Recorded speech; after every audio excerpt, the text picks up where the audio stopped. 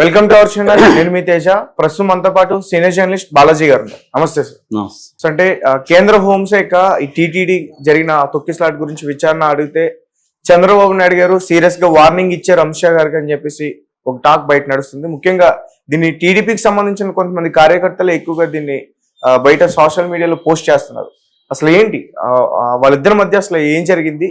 చంద్రబాబు నాయుడు గారు ఏ రకంగా వార్నింగ్ ఇచ్చారు అమిత్ షా గారు?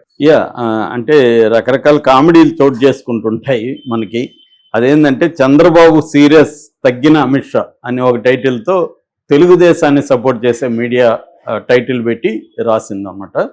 సో దానికి ఆపోజిట్గా ట్రూ పాయింట్ న్యూస్ ఏం రాశారంటే a sweet warning by Amit Shah అని. అమిత్ షా చంద్రబాబుకు ఒక స్వీట్ వార్నింగ్ ఇచ్చాడు అని వాళ్ళు రాశారు. సో అసలు ఏంటి, అమిత్ షాకు చంద్రబాబు ఒకవేళ వార్నింగ్ ఇస్తే దేనికోసం ఇచ్చాడు అనేది అనుకుంటే మనకు తెలుసు.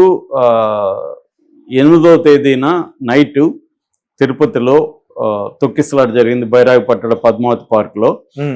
అక్కడ 6 మంది చనిపోయారు, 40 మంది వరకు గాయపడ్డారు. ఈ సంఘటనకు సంబంధించి కేంద్ర హోంశాఖ ఒక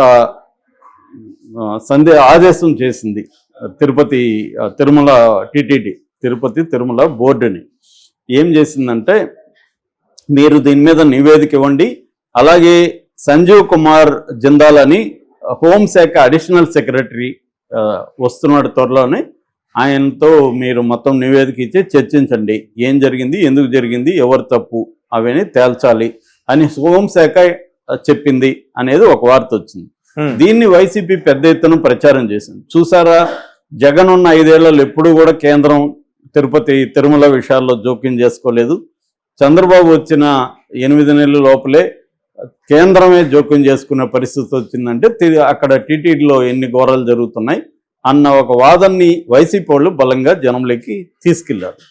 సో అందుకని ఇప్పుడు చంద్రబాబు మొన్న అమిత్ షా వచ్చాడు కదా, ఎన్డీఆర్ఎఫ్ అంటారు, నేషనల్ డిజాస్టర్ రిలీఫ్ ఫోర్స్, ఈ రెస్పాన్స్ ఫోర్స్, ఈ ఎన్డీఆర్ఎఫ్ మీటింగ్ సందర్భంగా చంద్రబాబు అమిత్ షాకి వార్నింగ్ ఇచ్చాడని, ఏం తమాషా చేస్తున్నారా, మీకేం సంబంధం, ఇది మా స్టేట్ గవర్నమెంట్ ఇష్యూ, మీరెవరు జోక్యం చేసుకోవడానికి అని అమిత్ షాకు చంద్రబాబు వార్నింగ్ ఇచ్చాడని, దాంతో అమిత్ షా ఇమీడియట్గా హోంశాఖ వాళ్ళతో మాట్లాడి ఆ ఆదేశాలను వెనక్కి తీసుకున్నారు, విచారణ కూడా ఆపేశారు అని ఒక వార్తని తెలుగుదేశం మీడియా వైరల్ చేస్తుంది. సో అసలు నిజానిజాలు ఏంటనేది ఎవరికి తెలియదు. నిజంగా హోంశాఖ ఆదేశించిందా, ఆదేశిస్తే చంద్రబాబు బెదిరించాడా అని. కానీ ఇక్కడ ఇంకొక వెర్షన్ ఏంటంటే చంద్రబాబుకి అమిత్ షా స్వీట్ వార్నింగ్ ఇచ్చాడు అని.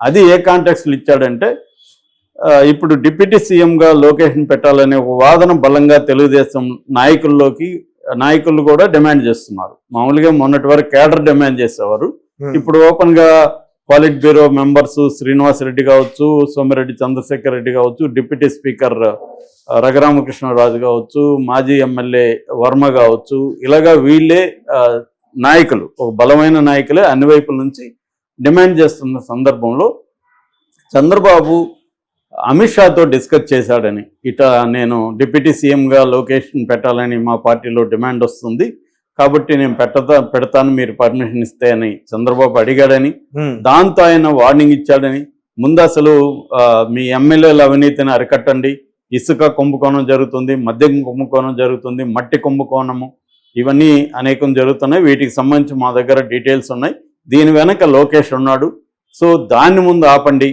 లోకేష్ని డిప్యూటీ సీఎం చేయడం తర్వాత సంగతి అని అమిత్ షానే చంద్రబాబుకు వార్నింగ్ ఇచ్చాడనేది ఇంకొక వార్త. సో ఇందులో ఏది నిజం అనేది మనం కన్ఫర్మ్ చేయలేం. కానీ ఒకటైతే ఇక్కడ వాస్తవం, ఒక డిప్యూటీ సీఎంగా తన కొడుకుని పెట్టాలనుకుంటే అమిత్ షా పర్మిషన్ తీసుకోవాలా చంద్రబాబు అంటే, ఒకవేళ తీసుకోవాల్సిన పరిస్థితి ఉంటే అంతకంటే ఘోరం ఉండదు. ఎందుకంటే చంద్రబాబుకి స్వయంగా 134 సీట్లు వచ్చాయి, ఎమ్మెల్యే సీట్లు, కాబట్టి ఆయన ఎవరి మీద ఆధారపడకుండా గవర్నమెంట్ ఫామ్ చేయొచ్చు. అట్లాగే కేంద్రంలో చంద్రబాబు మీద డిపెండ్ అయ్యి కేంద్రంలో ప్రభుత్వం ఉంది. నిజానికి చంద్రబాబు వాళ్ళని బెదిరించాడంటే కొంత మనం అర్థం చేసుకోవచ్చు. చూడండి, మీరు ఈ రాష్ట్ర విషయాల అఫైర్స్ లో జోక్యం చేసుకోవద్దని చంద్రబాబు చెప్పే అవకాశం ఉంది. ఎందుకంటే చంద్రబాబు ఇక్కడ ఎవరి మీద డిపెండ్ అవ్వలేదు, కేంద్రంలో చంద్రబాబు మీదే బీజేపీ ప్రభుత్వం డిపెండ్ అయింది. సో అలాంటి కాంటెక్స్లో చంద్రబాబు వాళ్ళకి వార్నింగ్ అని కాదు కానీ కనీసం రిక్వెస్టో లేకపోతే చెప్పొచ్చు, తన అభిప్రాయం చెప్పే అవకాశం ఉంది. కానీ అమిత్ షా చంద్రబాబుకు వార్నింగ్ ఇచ్చాడంటే నమ్మశక్యంగా లేదు. రెండోది, అమిత్ షా పర్మిషన్ తీసుకొని పెట్టాలా చంద్రబాబు అంటే దీని వెనక మళ్ళీ ఒక కోణం ఉంది. ఆ కోణం ఏంటంటే చంద్రబాబుకి 2029లో కూడా ఒంటరిగా పోటీ చేసే ధైర్యం లేదు. ఎందుకు? జగన్కి 40% ఓట్ షేర్ ఉంది.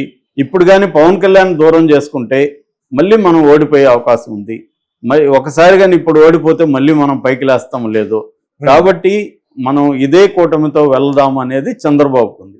అట్లాగే చంద్రబాబు మీద, లోకేష్ మీద అనేక కేసులు ఉన్నాయి. దాంట్లో ఈడీ కూడా ఇన్వాల్వ్ అయింది. రేపొద్దున బీజేపీతో గొడవ పడితే ఆ కేసులు పైకి తీసుకొచ్చి చంద్రబాబుని జైల్లో పెట్టే అవకాశాలు కూడా ఉన్నాయి. సో ఇవన్నీ దృష్టిలో పెట్టుకొని చంద్రబాబు ఏం చేస్తున్నాడంటే మనం ఎందుకు గొడవ పెట్టుకోవాలి, కొన్ని విషయాల్లో మనం తగ్గి వెళ్దాము అనేది చంద్రబాబు ఆలోచన. At the same time Pawan Kalyan control చేయకపోతే పవన్ కళ్యాణ్ తప్పులన్నీ ఏమో చంద్రబాబు మీద, లోకేష్ మీద వేసేసి దీంట్లో మంచి జరిగితే నాది గొప్ప, చెడ్డ జరిగితే మాత్రం చంద్రబాబు, లోకేషే కారణం అన్నట్టుగా బిహేవ్ చేస్తున్నాడు. అతన్ని ఎలా కంట్రోల్ చేయాలి? ఇది ఇప్పుడు చంద్రబాబు మీద ఉన్న ఛాలెంజ్. బీజేపీకి ఒక వ్యూహం ఉంది ఆంధ్రప్రదేశ్లో. బీజేపీకి ఏంటంటే ఒక పార్టీని వీకెండ్ చేసి ఆ పార్టీ ప్లేస్లో మనం రావాలనేది బీజేపీకి ఉన్న స్టాండ్. జగన్ ఎలాగో తమ కంట్రోల్లో ఉన్నాడు. తాము ఎప్పుడు కన్నెర్ర చేసినా జగన్ జైల్లో పోయి కూర్చుంటాడు. అతనికి ఈవెన్ కన్విక్షన్ పడే అవకాశం కూడా ఉంది. కన్విక్షన్ పడితే జగన్ రాజకీయ జీవితమే నాశనం అయిపోతుంది. అందువల్ల జగన్ భయభక్తులతో ఉంటాడు. జగన్ పెద్ద విషయం కాదు వాళ్ళకి. వాళ్ళకి విషయం ఏంటంటే పవన్ కళ్యాణ్ ఉపయోగించుకొని రేపు పవన్ కళ్యాణ్ బీజేపీ కలిస్తే బలం పెరుగుతుంది, మనం సొంతంగా బలం పెంచుకోవచ్చు అనేది బీజేపీకి ఉన్న ప్లాన్. కాకపోతే కేంద్రంలో చంద్రబాబు అవసరం ఉంది. అట్లని చంద్రబాబుని డైరెక్ట్గా కంట్రోల్ చేయడం అనేది వాళ్ళకి ఇప్పటికిప్పుడు అయితే కష్టం. అందుకని ఏంటంటే ఇండైరెక్ట్గా పవన్ కళ్యాణ్ని ముందు పెట్టి వాళ్ళు ఒక రాజకీయ డ్రామా తెరలేపారు. సో ఇదేంటంటే మనం ఫ్రెండ్స్గా ఉండొచ్చు, మనం పార్ట్నర్గా ఉండొచ్చు, కానీ మన మధ్య ఒక అంతర్గతంగా కోల్డ్ వార్ నడిచే అవకాశం, ఇళ్లలో భార్య భర్త మధ్య కూడా కోల్డ్ వార్ నడుస్తుంటాయి, లవర్స్ మధ్య నడుస్తుంటాయి. అలాంటిది ఇంత పెద్ద రాజకీయ పార్టీలు, అధికారం వీళ్ళ మధ్య నడవకుండా ఎందుకు ఉంటుంది? ఎందుకంటే ఇప్పుడు చంద్రబాబు కర్తవ్యం ఏంటి? తాను యాక్టివ్గా ఉన్నప్పుడే లోకేష్ని సీఎం చేయాలి. అది సీఎంగా ఎస్టాబ్లిష్ చేస్తే సీఎంగా అతను స్థిరపడతాడు. తాను యాక్టివ్గా లేకుండా వెళ్ళిపోయి లోకేష్ ఒకటే సొంతంగా సీఎం కావాలంటే లోకేష్కి కష్టం అవ్వచ్చు రేపొద్దున. అది చంద్రబాబుకి ఉన్న కర్తవ్యం, ఒక లాంగ్ టర్మ్ ప్లాన్. అయితే పవన్ కళ్యాణ్కి లోకేష్ సీఎం అవుతా ఉంటే నేనేంద్ర వెదవనా నేను అన్నట్టుగా అతనికి ఉంటుంది కదా. అందుకని అతను ఏం చేస్తున్నాడు, స్ట్రాటజిక్గా ఉంటే సీఎంగా చంద్రబాబు ఉండాలి. ఒకసారి ఏమో 10 ఏళ్ళు సీఎంగా చంద్రబాబు